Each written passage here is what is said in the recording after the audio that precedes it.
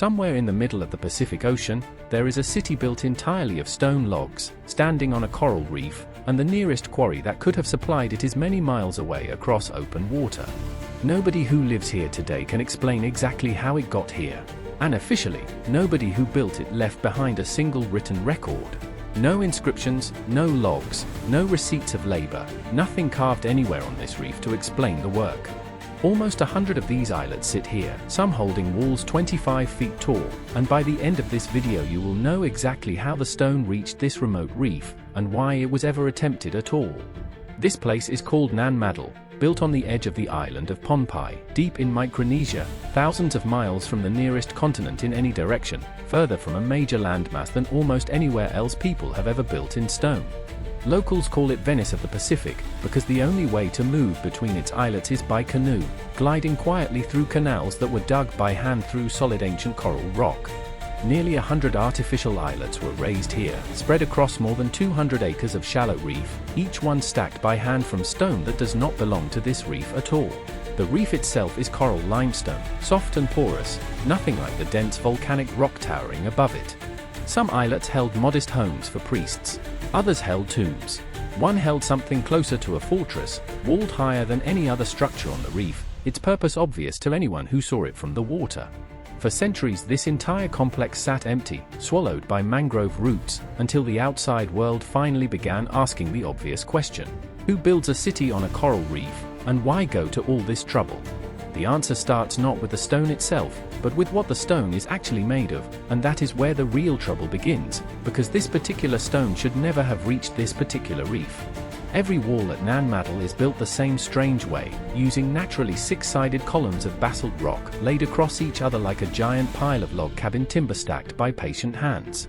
These columns were never carved into that hexagon shape by human hands. Basalt naturally cracks into six-sided pillars as it cools from lava, the same process that shaped the Giant's Causeway on the other side of the world, and Pohnpei's builders simply learned to harvest that shape. Some of these columns run 20 feet long. Individually, a single one can weigh as much as 5 tons, and the heaviest confirmed blocks anywhere on this reef push well past 50 tons each. There is no metal at Nan Madol.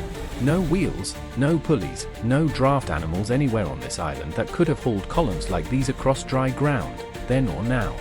And yet the walls of this site rise course after course, tens of thousands of these columns, interlocked with a precision that still holds most of them level after roughly 700 years of tropical storms, sea spray, and the slow creep of tree roots. So the first mystery is simple to state. How do you move tens of thousands of multi-ton stone logs onto a coral reef, using only wood, rope, and human muscle? The second mystery is worse still. Pohnpei itself has no basalt quarry anywhere near this reef.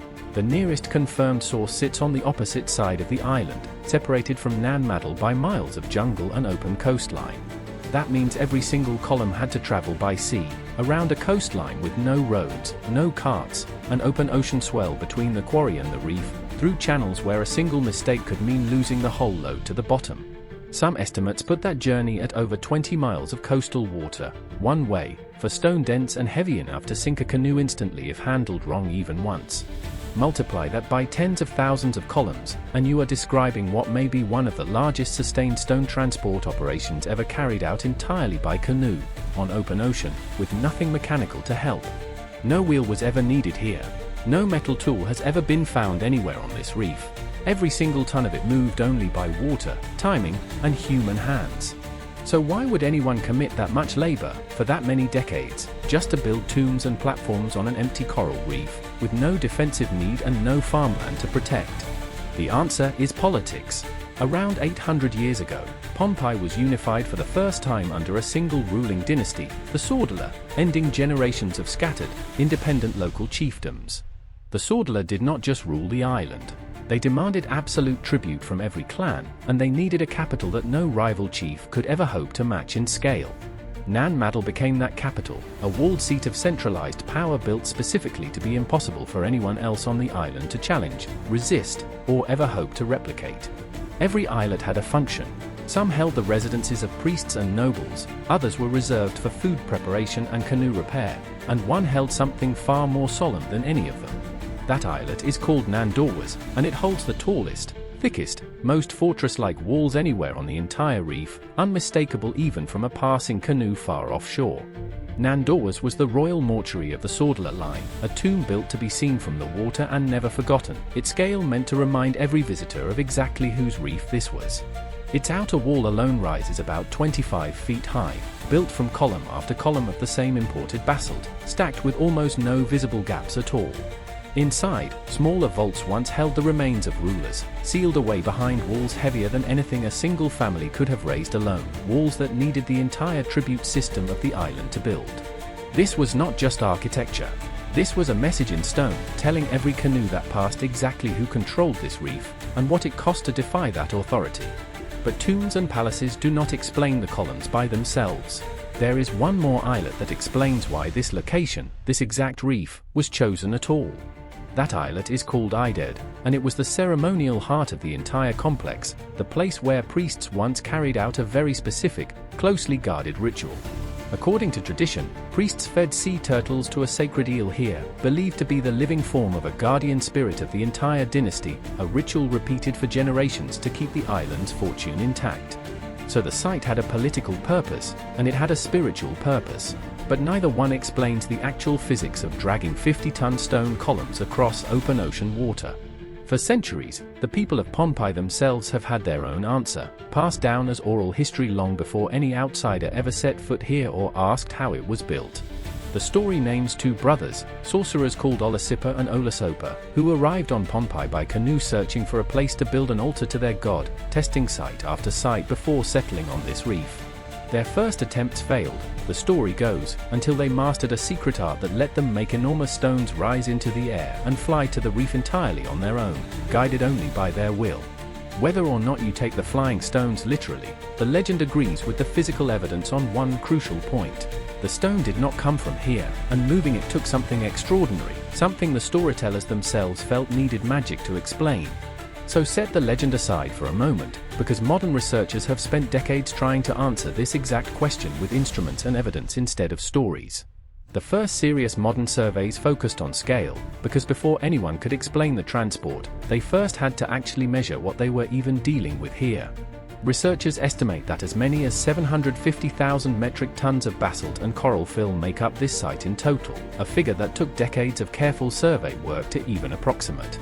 Most of that is coral rubble, hand-carried in baskets to fill the platforms beneath the islets, but the basalt alone still runs into the tens of thousands of tons of imported stone. For decades, the leading theory was simple: timber rafts, lashed together from local logs, carrying 1 or 2 columns at a time, floated at high tide along the exposed outer coast. Canals may have been dug or widened specifically to let loaded rafts glide directly up to the base of each islet under construction, using the tide itself as the lifting mechanism, rising and falling twice a day like a free machine built by the ocean.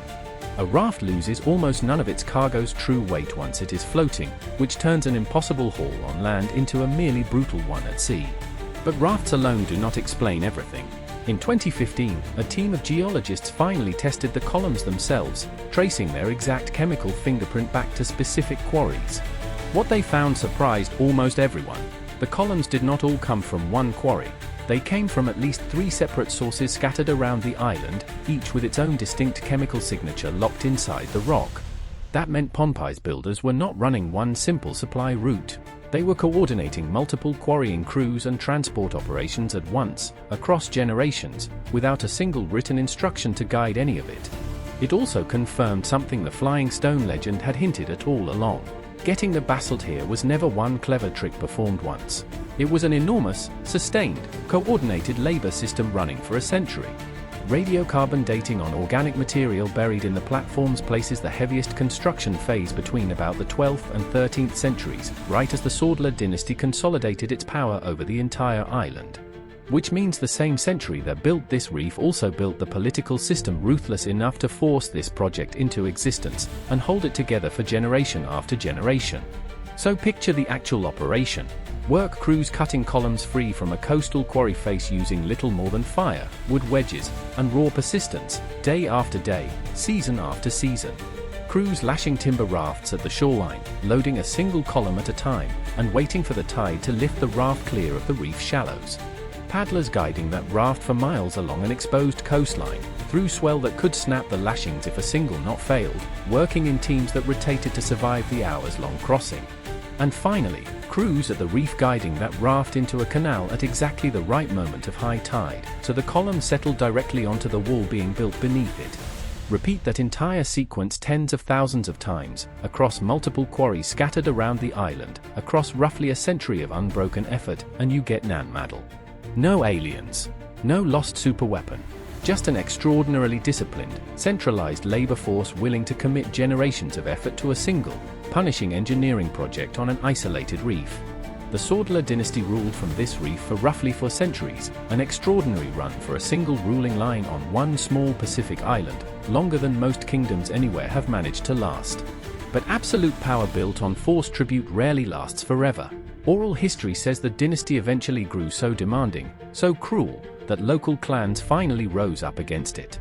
Tradition credits a warrior named Geochemical with finally conquering the Saudeleur rulers, ending centralized control of the reef for good, sometime in the 1600s. After that, Nan Madol was never used as a capital again. Its walls stood, its canals slowly filled with silt, and the jungle began reclaiming what the tide had not already worn down, decade after quiet decade. For roughly 300 years, this entire complex sat largely undisturbed, known mainly to the people of Pohnpei themselves, its walls slowly disappearing under vines and salt-worn stone. It was only in the 20th century that outside researchers began seriously documenting the site, and only in 2016 that it finally received recognition as a UNESCO World Heritage Site. Even today, reaching Nan Madol is not simple. Visitors must hire a local guide, cross mangrove channels thick with mosquitoes, and time their approach to the tide just as the original builders once did. The first serious professional survey of the site did not happen until the 1960s, when researchers finally mapped the full extent of the islets and canals for the first time. Feeding a workforce this large for a century meant organizing farming, fishing, and food storage across the entire island, not just quarrying and hauling stone from a distant coastline. That means the true achievement here was never only engineering. It was the ability to organize an entire society around one relentless, generations-long goal, without a single machine to help. Today, rising seas threaten the same reef that made this city possible in the first place, slowly eating at walls that have already survived 7 centuries of storms and silence. So return to that first question.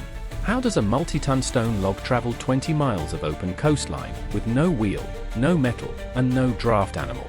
The real answer is timber rafts, tidal timing, and a workforce coordinated across at least 3 separate quarries for roughly 100 years straight, confirmed by the stone's own chemical fingerprint rather than by any guess or legend. It was never one clever trick, and it was never magic. It was one of the largest sustained maritime construction efforts ever carried out with nothing but wood, rope, tide, and human will. The columns did not fly. The people who moved them simply refused to accept that they could not. And every wall still standing on this reef today is the proof they were right.